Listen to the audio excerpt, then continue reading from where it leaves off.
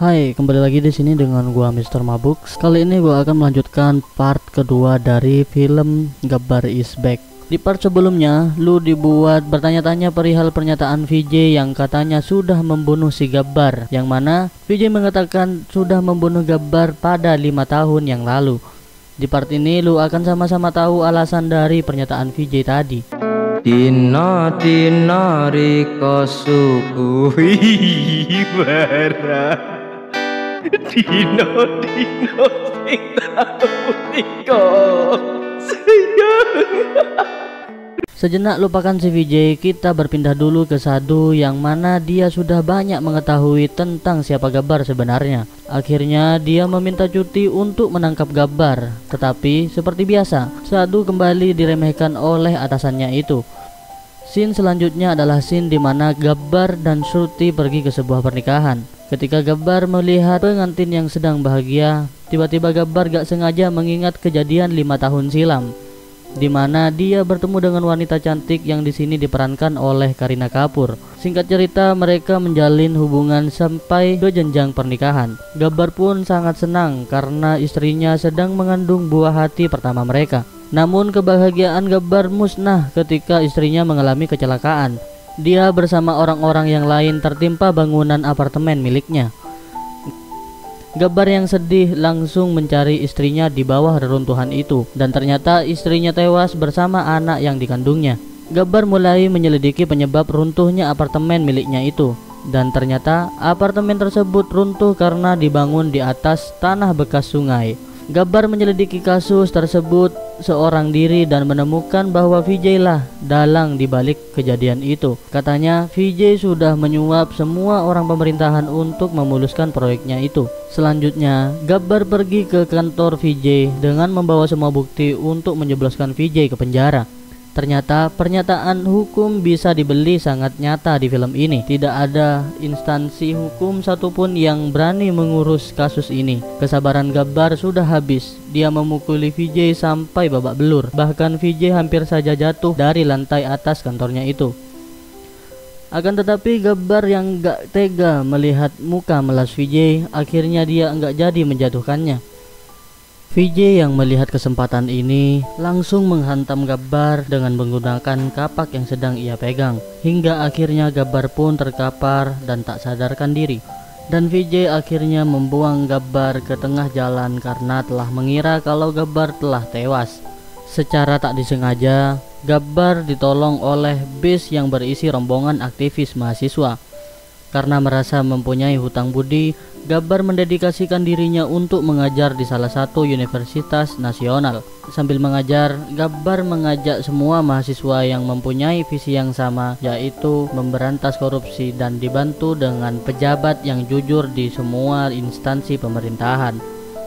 Misi kelompok ini adalah mengungkap para koruptor dengan semua buktinya dan membunuhnya secara sadis.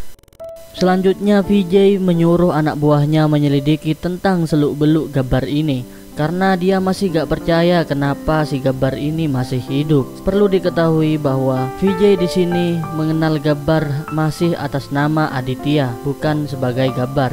Scene pun berpindah ke Gabbar yang sedang berkumpul dengan kelompoknya untuk menyusun rencana berikutnya.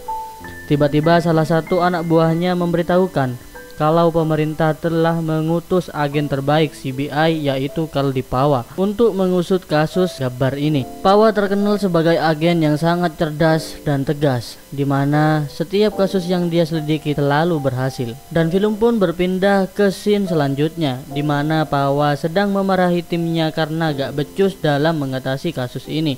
Tiba-tiba mereka dibuat kaget karena salah satu polisi membawa CD yang baru dikirim oleh Gabbar. Gabbar berkata di CD itu kalau dia sudah menyusun rencana penculikan berikutnya dan akan menggantung satu pejabat lagi di hari Jumat. Pawa pun memberikan pernyataan ke wartawan perihal pernyataan Gabbar tersebut dan berkata, untuk semuanya harap tenang karena dia katanya akan mengusut tuntas masalah ini.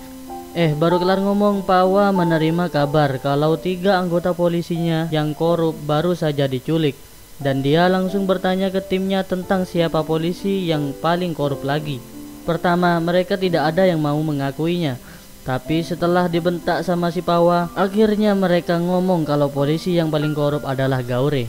Dengan bergegas, Pawa dan timnya pun menghubungi Gaure untuk berhati-hati karena dia adalah orang yang akan diculik Gabbar selanjutnya. Dan benar saja, Gabbar yang menyamar menjadi rombongan pembawa mayit berhasil menculik Gaure dan memasukkannya ke dalam peti mati. Shruti yang gak sengaja melihat kejadian itu merasa kaget dengan apa yang dilakukan Gabbar, yang mana Shruti di sini masih mengenal Gabbar sebagai Aditya. Shruti pun mengikuti Aditya dan mendapatkannya ada di sebuah kuburan yang dipakai untuk menyekap si Gaure tadi. Keberadaan Shruti diketahui oleh salah satu anggota Aditya dan dia membawa Shruti ke hadapan Aditya. Shruti yang masih kaget langsung bertanya ke Aditya tentang siapa dia sebenarnya. Dengan lantangnya Aditya menjawab kalau dia adalah Gabbar. कौन हो तुम? गब्बर। गब्बर? तुम? Oh my god. How? Di sana Aditya menceritakan semuanya ke Shruti perihal alasan kenapa dia melakukan semua itu dengan mengatasnamakan Gabbar. Gak berselang lama, anak buah Gabbar datang ke sana, namanya Govin. Dia bercerita kalau Gabbar sudah menjadi pahlawan dan dia telah menjadi trending di sosial media. Bukannya senang, Gabbar dan anggota yang lain gak bereaksi sedikit pun. Gabbar bercerita ke Govin bahwa ayahnya yaitu Gaure adalah salah satu pejabat yang paling korup di kepolisian. Gabbar pun bertanya tentang pendapat Govin. Dan kerennya Govin ngomong kalau ayahnya harus diadili sama dengan pejabat-pejabat korup lainnya. Scene pun berpindah ke kantor polisi, di mana Pawa dan timnya masih saja kebingungan dengan kasus Gabbar ini. Hingga akhirnya Pawa bertanya kepada timnya, apakah ada yang punya ide tentang kasus ini? Sadu yang mendengar itu memberanikan diri untuk mengutarakan pendapatnya, Bor. Tapi lagi-lagi anggota polisi yang lain kembali mengejeknya. Sadu yang sudah enek mendengar ojekan itu malah membentak balik para atasannya. Sontak para atasannya ciut terdiam melihat Sadu yang tiba-tiba berani. Pawa pun memberi kesempatan kepada Sadu untuk menjelaskan hasil dari penyelidikannya selama ini. Hingga akhirnya Pawa memuji Sadu dan berkata bahwa dia sudah hampir menyelesaikan kasus ini. Setelah itu Pawa mengajak Sadu yang lainnya untuk pergi ke Universitas Nasional guna menangkap para mahasiswa yang terlibat kasus dengan Gabbar. Karena tidak diperkenankan masuk oleh para mahasiswa, mereka pun pergi ke setiap kantor pemerintahan dan menangkap pegawai-pegawai yang paling jujur ke kantor polisi. Di tempat lain, VJ mengumpulkan para petugas pemerintahan yang paling jujur di sebuah gedung yang tinggi. Alasannya adalah untuk menakuti mereka guna melancarkan proyeknya yang akan dibangun, Bor. Dan secara kebetulan di sana ada salah satu anggota dari Gabbar yang menyaksikan kekejaman dari VJ. Gimana nggak kejam? VJ menendang salah satu dari mereka dari lantai atas.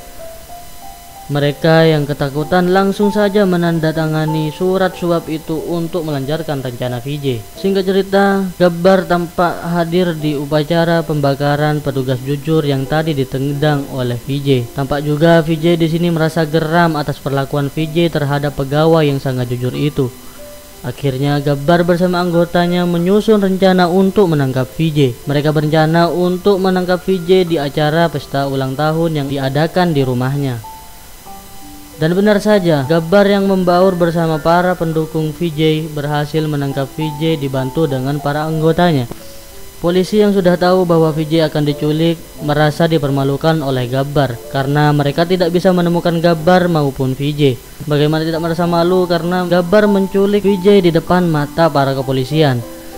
Keesokan harinya, Pawa dan anggota timnya sangat kebingungan dengan keberadaan VJ. Padahal VJ dan Gabbar sedang berada di kantor di dalam rumahnya. Di sana, Gabbar memukul habis-habisan VJ tanpa ampun dan akhirnya Gabbar berhasil membalaskan dendamnya dengan membunuh VJ secara sadis.